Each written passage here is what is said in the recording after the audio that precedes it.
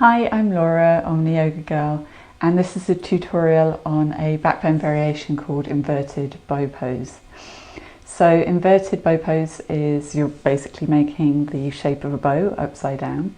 I find it a less intense variation than wheel, so I think it's quite a good fun one to try out. So to get into inverted bow, you're going to kind of start from a wheel prep position, but you're going to be up on your tiptoes again to kind of make that bow shape.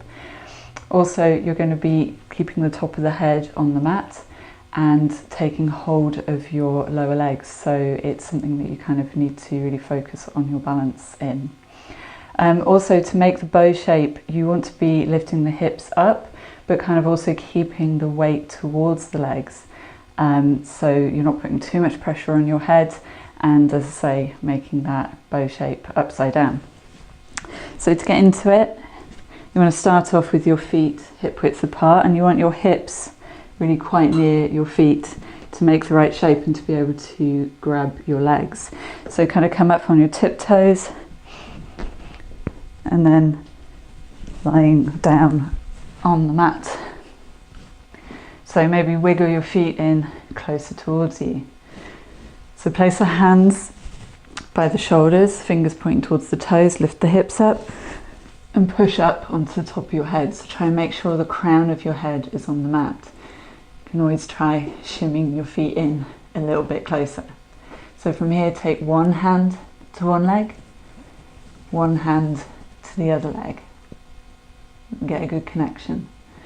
So then push the hips up, keep the weight towards the feet.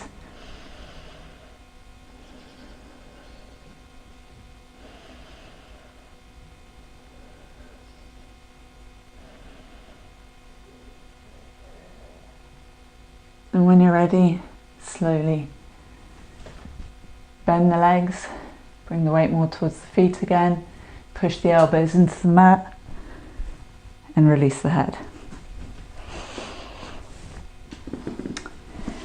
So that's how you get into inverted bow pose. You need to really concentrate on your breathing, I think.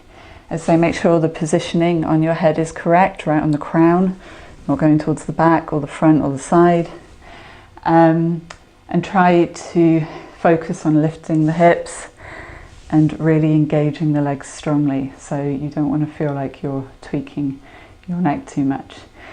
So if the full pose feels a bit too much, or you feel like you're putting too much pressure on your head, you can keep the hands in place beside your shoulders just to give yourself some more support and stability.